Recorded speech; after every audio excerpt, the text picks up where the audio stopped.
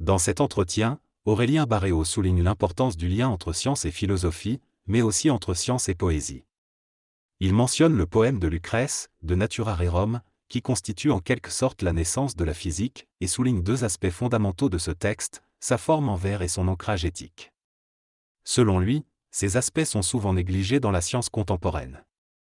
En effet, la science moderne s'est émancipée de ses considérations esthétiques et éthiques, ce qui peut être positif dans certains cas, mais peut également conduire à une atrophie de la science.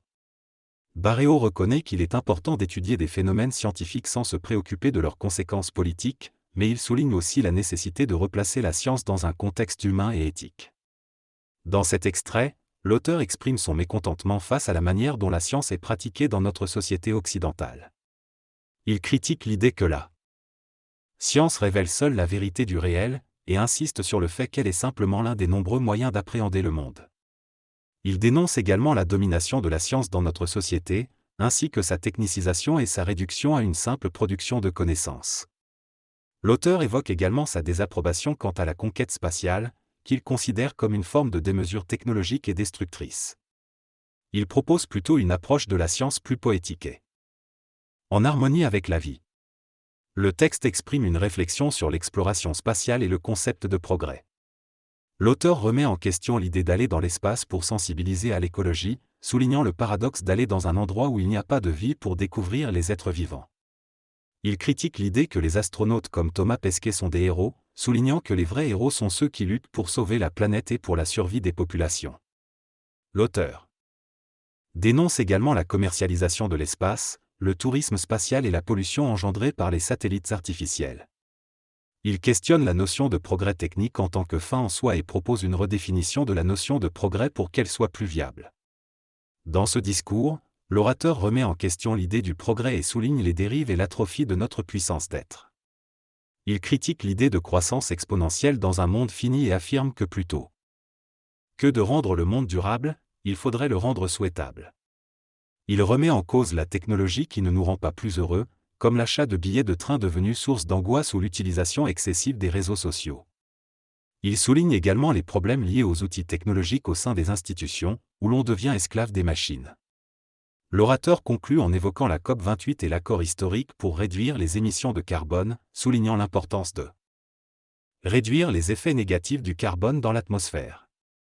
La personne interrogée affirme que le réchauffement climatique, bien qu'important, n'est que l'un des nombreux problèmes auxquels nous sommes confrontés.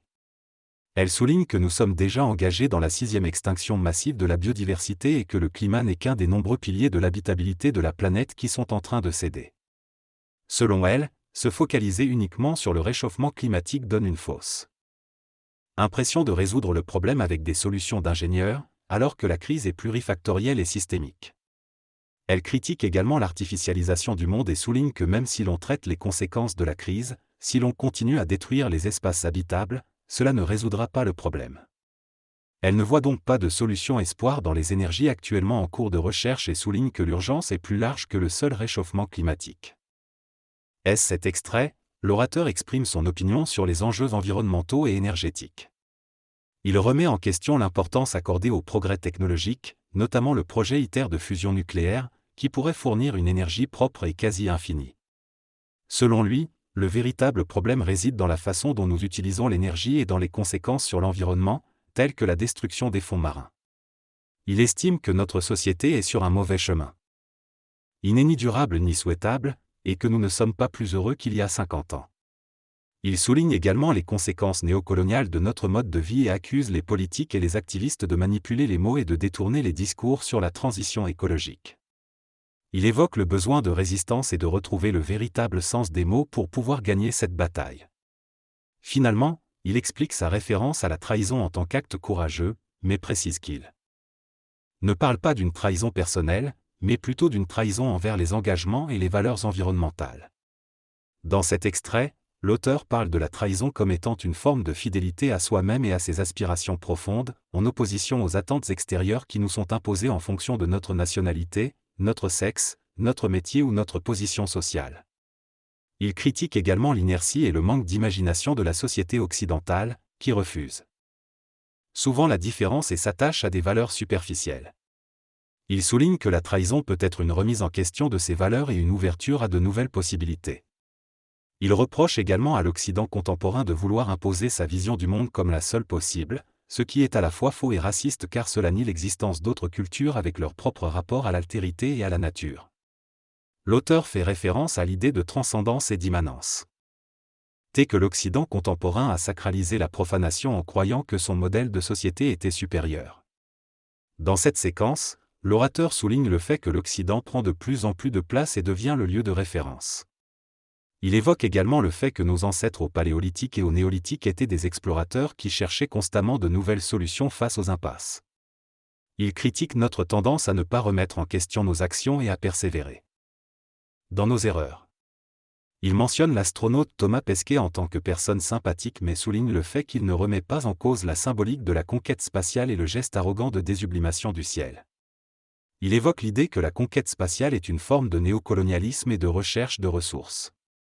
Il mentionne également des intellectuels qui ont tenté d'élargir notre connaissance des autres cultures, mais déplore le fait que les politiques ne les écoutent pas et ne remettent pas en cause leurs actions. Il se demande si un jour la politique pourra retrouver une forme de dignité. Il conclut en soulignant la difficulté pour les politiques de changer le système verrouillé par le capitalisme contemporain. Le système actuel crée de la croissance, même lorsqu'il y a une crise comme celle des hôpitaux surchargés. Les politiciens ne sont pas les seuls responsables, car c'est nous qui les avons élus. Les élections ne sont pas représentatives et ne correspondent pas aux enjeux auxquels nous faisons face. Il faudrait revoir nos modes de représentation et envisager des solutions comme les assemblées citoyennes, où des personnes tirées au sort prennent des décisions en se basant sur une formation et des échanges avec des experts. L'auteur parle de l'idée de créer des assemblées de 100 personnes pour favoriser la communication et la connaissance entre les gens.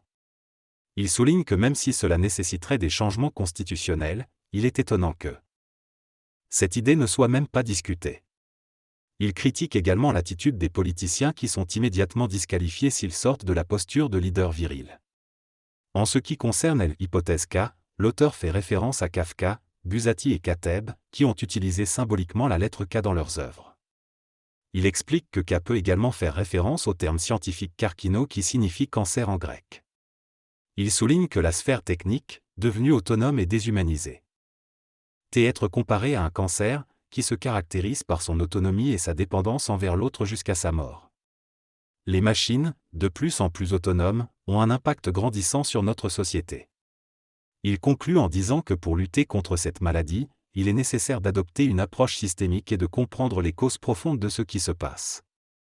Le cancer est un combat complexe et il n'existe pas de traitement unique efficace pour tous les cas. Les thérapies ciblées sont nécessaires car chaque type de cancer nécessite une approche spécifique. De plus, la médecine nous apprend que la victoire sur le cancer doit être redéfinie, car il s'agit d'une maladie difficile à vaincre. De la même manière, notre dépendance aux machines est devenue incontournable, et personne ne souhaite revenir à l'âge des cavernes. Cependant, il est important de trouver un équilibre dans notre utilisation excessive de la technologie, car nous avons dépassé le point d'équilibre. Quant à la nouvelle technologie, comme la 6G, il est important de se demander si elle répond réellement à un besoin réel et de ne pas la justifier simplement parce qu'elle peut être fabriquée. Dans la sphère technologique, il semble que la seule possibilité de construire un objet soit suffisante pour le légitimer, ce qui n'a aucun sens. La course à la technologie peut avoir des conséquences négatives sur l'environnement, comme la destruction des fonds marins par des drones sous-marins. Il est donc temps de reconsidérer notre rapport à la technologie et de trouver un dosage raisonnable entre technologie et poésie, afin de préserver notre monde pour les générations futures. Finalement, le plus grand combat que nous devons affronter est peut-être celui entre le prosaïque et le poétique. Le prosaïque représente la production, la reproduction, l'utilité, tandis que le poétique représente l'imprévu, la vie, le sens et la jouissance. Il est important de trouver un équilibre entre ces deux aspects pour habiter pleinement notre monde. Dans cet extrait, l'auteur souligne que la poésie est ce qui compte vraiment et qui rend heureux. Il affirme que le poétique n'est pas mort, contrairement à ce que l'on pourrait croire, et que cela se retrouve dans des domaines tels que l'amour et l'amitié. Il propose de reconsidérer la place du poétique dans tous les domaines, y compris la science, et de ne pas opposer le prosaïque au poétique, car tout peut être entrepris de façon prosaïque ou poétique. L'auteur cite des exemples de scientifiques comme Carlo Rovelli et Alexander Grothendieck qui ont une approche poétique de la science. Il encourage à ne pas rendre la recherche scientifique plus compétitive et efficace, mais à explorer davantage le côté poétique de la connaissance. Dans ce discours, l'orateur exprime son refus de voir la science utilisée de manière mortifère, tout en soulignant son importance en tant que lieu de révolution intellectuelle. Il mentionne notamment l'utilisation de l'intelligence artificielle par certaines armées et souligne les belles avancées que la science peut permettre. Il insiste sur le fait qu'il est difficile, mais pas impossible, d'habiter la science de manière poétique, sans compromettre son caractère sublime. Il reconnaît également les difficultés à convaincre certaines personnes qui ont une vision différente de la technoscience, mais encourage les auditeurs à utiliser leurs propres armes pour promouvoir leur point de vue. Enfin, il évoque l'indignation suscitée par une action menée par des militants écologistes, tout en soulignant qu'aucune œuvre d'art n'a été endommagée. Dans ce discours, l'auteur exprime son désaccord avec la surconsommation et encourage chacun à utiliser ses propres moyens de protestation. Il souligne que certaines personnes choisissent des formes d'activisme plus radicales, mais ils n'ont pas le courage de les imiter. L'auteur affirme qu'il faut agir à toutes les échelles pour apporter du changement. Il mentionne également leur désaccord avec l'idée d'un leader charismatique qui mènerait une révolution et préfère l'idée d'une révélation révolutionnaire. Il cite Elon Musk comme un exemple de méchant plus dangereux que Thomas Pesquet. Enfin, l'auteur conclut en remerciant le public et en leur souhaitant de bonnes fêtes.